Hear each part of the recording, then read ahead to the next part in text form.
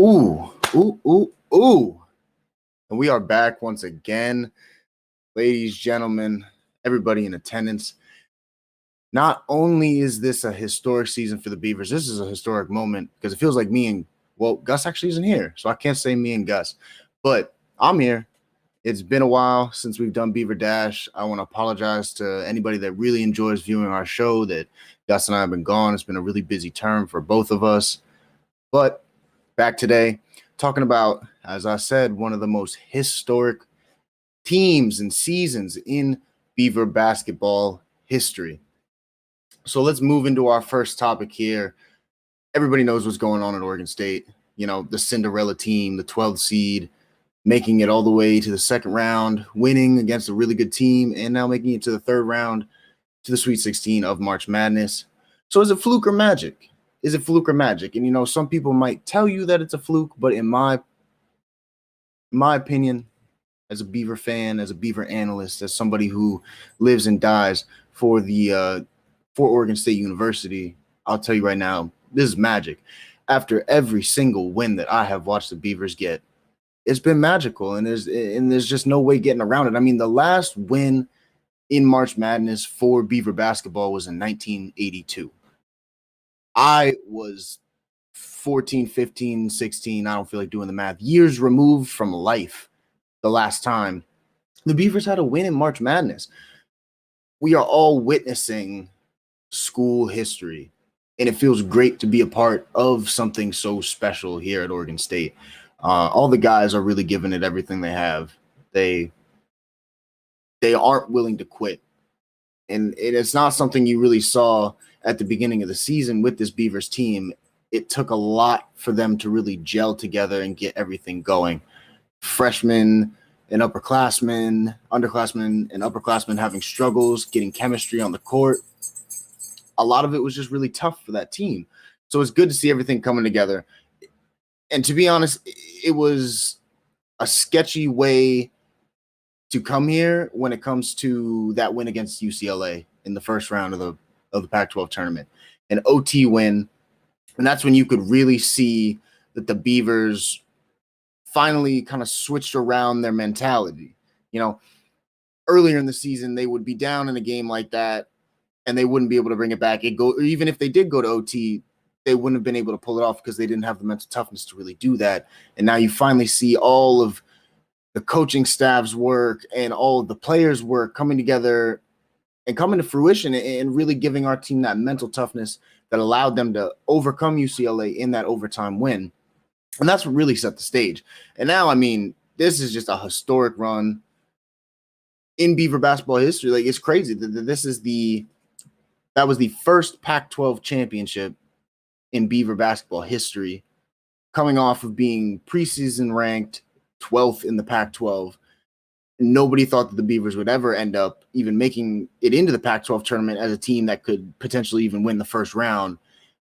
And then beating UCLA, beating Oregon, taking on Colorado, who was a really tough team, who was ranked nationally in the top 25. I'm pretty sure they were 22 or 23 at that time. Taking them the distance and being able to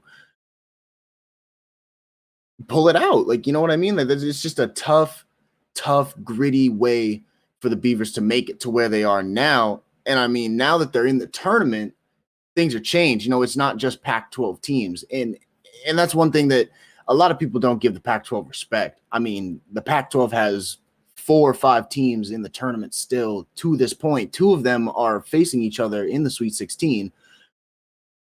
The Pac-12 has a lot of power, and a lot of people really overlook that most of the time. But when you get outside of the Pac-12, you know, the basketball is different. Every conference you go to, yeah, it's basketball, but the style of play, the way they're coached, the facilities that they have, you know, everything is just really, really different. And we went up against, in the first round, a really good defensive Tennessee Volunteers basketball team. And we made that defense seem like it was non-existent. I mean, 33 points in the first half, held them to 19. Wayne Tinkle brought out an incredible game plan defensively, from going man and then randomly switching it up to a zone, trying to throw off that offense that Tennessee wasn't very much, you know, they're not very much known for their offense. They were very known for their defense. They have 2 really good freshmen this year. And that defense was what most people saw. But the fact that the Beavers held them to 19 points in the first half, it was like Tennessee couldn't buy a bucket. It's like there was a lid over the rim, and Tennessee just could not put the ball in the hoop. And that was another turning point for the Beaver players and the Beaver fans to say that this isn't just something we can do in the Pac-12. This is something we can do outside of the Pac-12 too, against these conferences that are supposed to be so much better than the Pac-12. The Pac-12 is supposed to be one of the worst of the Power 5 conferences. And here we are, a Pac-12 team beating up on an SEC. And when I say beating up, and this is don't take any offense, Volunteers fans. I'm sorry that your team is out of the tournament. They played a really good game. They had a really great season, but Oregon State beat up on Tennessee for most of that game, to the point where there was no doubt in my mind that Oregon State was going to win that game. I mean, heck, I even picked them to win the first round of my bracket. And they did. And in the beginning of that game, it was just like you could tell that Oregon State had something to prove. They weren't content with just winning a Pac-12 championship. Underestimated at the beginning of the season, came with a fire from the second half of the season. I mean, second half of the season, they went from a 500 team to making it to the Pac-12 tournament. You could just tell that there was something inside of them that said that, we're not done yet. There's way more to prove. And in the second round, I mean, you look at the game in the second round against Oklahoma State, they had the consensus number one pick in this year's draft. Everybody pretty much knows that Cade Cunningham is going to go first in this year's draft. If he leaves Oklahoma State, if he goes into the draft, he will definitely be a highly touted prospect coming into this draft. And they held him to a non-factor in the first half. I mean, Cade Cunningham is a great closer, and you could tell from the 24 points that he had in the game, but most of them came in the second half. He was kind of ghost in that first half, and that was all because of Oregon State's defense, and the players that we needed to step up really stepped up. And it was also Wayne Tinkle's coaching. I mean, the defensive strategies that he's come up with, the time and the effort that him and his coaching staff put into these, watching the film and studying these games against teams that we've never even played before, that we didn't play this season or haven't played in past seasons. You know what I mean? It's the amount of effort that this team puts in shows that it is more than basketball to them at this point. The Beavers are walking around with a chip on their shoulder. And I know Beaver Nation, from a fan's perspective, they walk around with a chip on their shoulder too. But you got to think, those players, man, those players have so much to play for at this point. They don't want to go home. And you could tell with the look in their eyes and the way that they play, the confidence that they have going into that Oklahoma State game after beating Tennessee. There was no doubt in my mind that we were going to beat Oklahoma State too, and keeping Cade Cunningham to a non-factor in that first half. And then there was a little bit of back and forth. I mean, basketball is a game of runs. Oklahoma State was bound to come back in and get a little bit of something done. And I was nervous. I was nervous when it was coming down to the end of the game. But, with it all being said and done, the Beavers played some of the best basketball that I've seen in the 4 years that I've been at Oregon State. And I'm sure that a lot of people have seen in, the time that they've been fans of Beaver basketball. I mean, the greatest part about this team, though, is that we're not a team with stars. We don't have these guys that are very known, that are going to be highly recruited coming into the draft, or that were even highly recruited coming into college. Two of our guys are transfers. Shout out to Warith Alatishe and Maurice Kalu, two guys that came in this season from other programs, coming into a new program, picking up the system and learning it and understanding that the roles that they have to play are going to help advance this team way further than anybody could ever comprehend. And at first, it was a little tough for a lot of these guys to really adjust to the roles that they needed to play. But now that everybody has their eyes set and their mind locked on what needs to be done, you could just see that everything is falling into place. Alatishe is playing his role, and he plays it great. Kalu plays his role. He plays it great. Jared Lucas plays his role. He plays it great. Ethan Thompson, I mean, I can't say enough about Ethan Thompson. Senior leadership is one of the things that is the glue to this team this year. Ethan Thompson has been the one person to hold this team together to the point where, it's bend, don't break. Ethan Thompson's leadership won't let this team break. Yeah, the teams, we've played some tough teams. We've had a tough time, and we had to come back in a couple games, had to play really, really gritty basketball. But that's bending, and the Beavers didn't break. And that's why they've gotten so far in advance of the Sweet 16. Roman Silva is another player that I have to mention. Big shout out to my man in the Tennessee game in the first round. He stepped up. It's players stepping up because they know this is bigger than them. This is bigger than basketball. This is bigger than Oregon State. There's just more to prove than we can win. I mean, we're in the Pac-12. Everybody thinks the Pac-12 is not that great, but I mean, you're looking at the Conference of Champions where 4 or 5 of our teams are still in the Sweet 16. These guys are playing for something much bigger than themselves. And that's what I love about this team the most, is that even though they go through adversity, especially in times like now where COVID has, COVID even kept a team out of the tournament. VCU couldn't even come and play in the first round because of COVID protocols. So, a tough season where they have to quarantine, they're away from their families, they can't see their friends. It's just all team oriented. That weighs heavy on a lot of people's minds. And you saw that in the NBA bubble this summer. It's tough to be away from your family and be away from the people you know. And I just can't say enough about this basketball team this year. Absolutely no way this is a fluke. This is magic. Every time the Beavers win, there's magic in the air in Corvallis. Point blank, signed, sealed, delivered. I got Oregon State to win this next game coming up on Saturday, but we'll get to that in this next topic. 8 seed versus the 12 seed. Now, we all know Oregon State ranked 12th in the Pac-12 coming into the regular season, and then coincidentally also get ranked 12th in the Pac-12, or not the Pac-12 tournament, March Madness. So, I mean, another chip. That's just another chip on the shoulder for the Beavers to go away at. And shout out to Jason in the chat. I'm going to get to your chat. Back the pack. Everybody should be back in the pack. This year for the Pac-12 is going to be huge. I see a lot of highly touted recruits coming to the Pac-12 now after they see the way that these teams have played this year through adversity. And I can't wait to see what the future holds for the Pac-12. And Sco Beavs. That's right, Sco Beavs. But 8 seed, Loyola Chicago. Previous years, they've been a Cinderella team.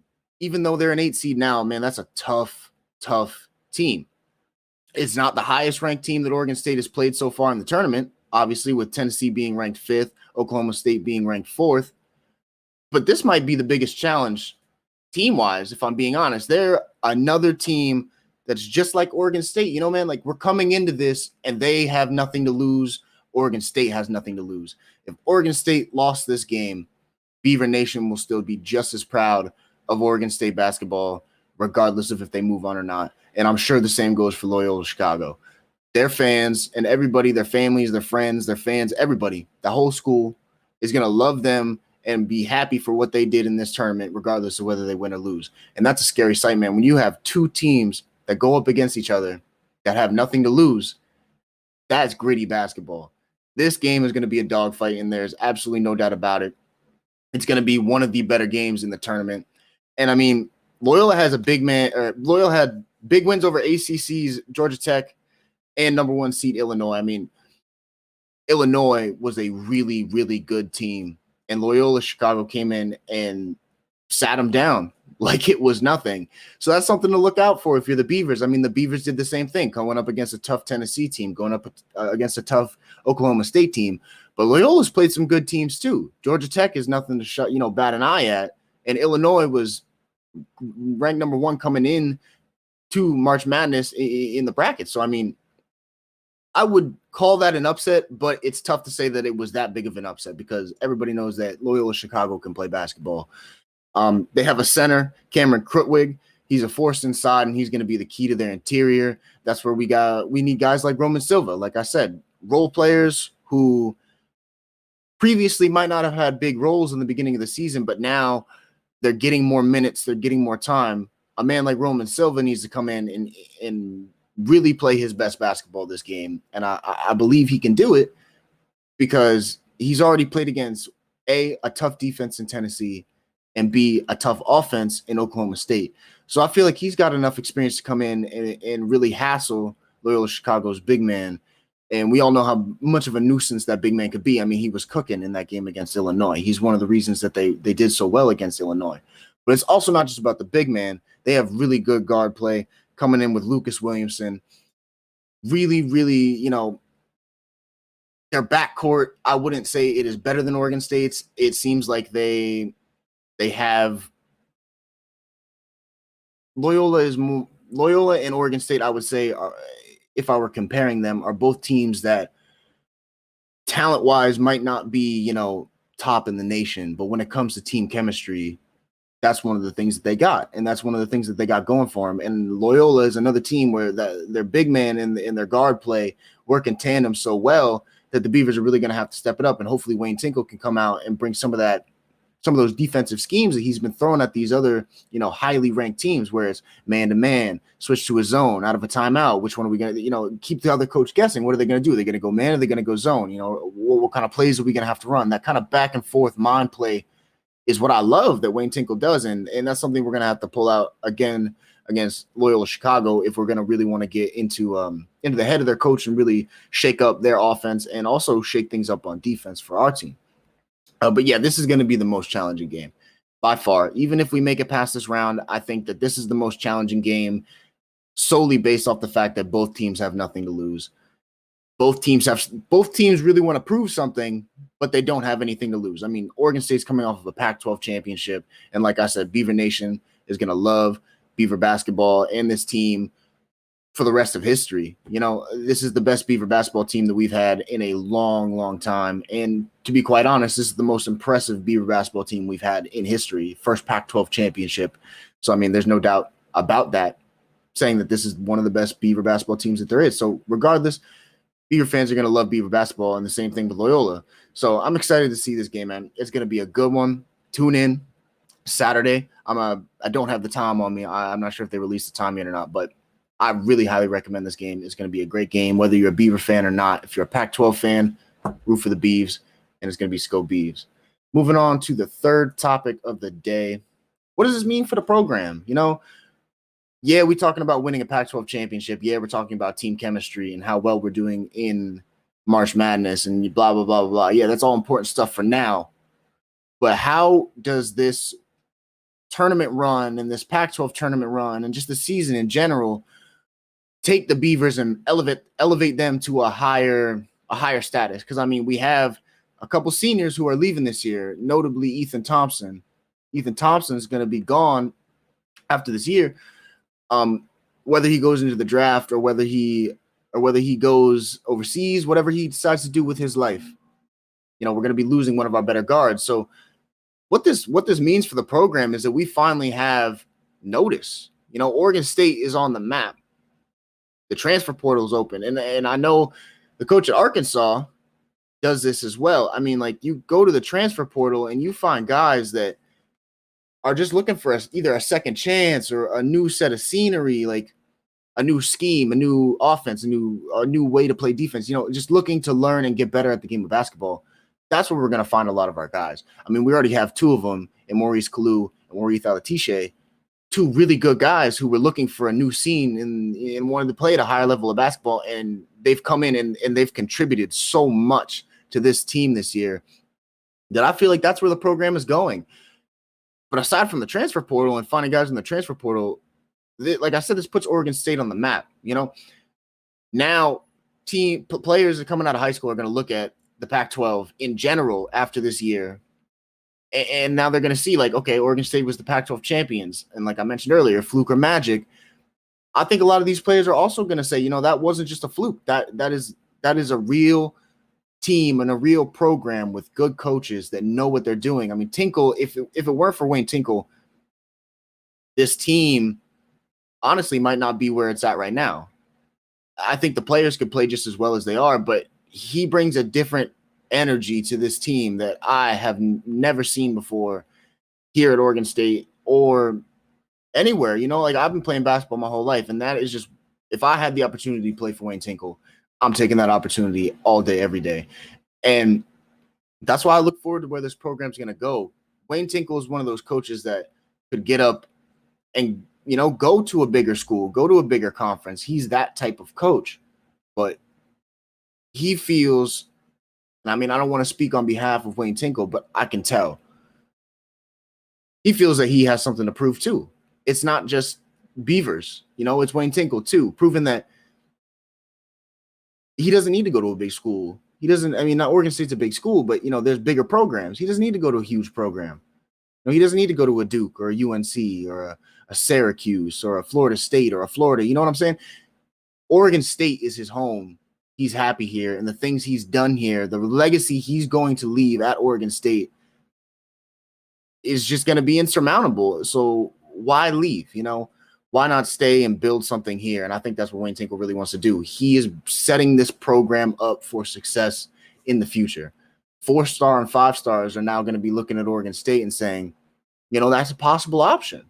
That's a really possible option. Now we get our way into competing with the teams in the Pac-12 that do get highly touted recruits, like USC, like Oregon, like University of Washington, like bigger schools, bigger, well-known schools for not even just basketball, but other sports, but the basketball program in general.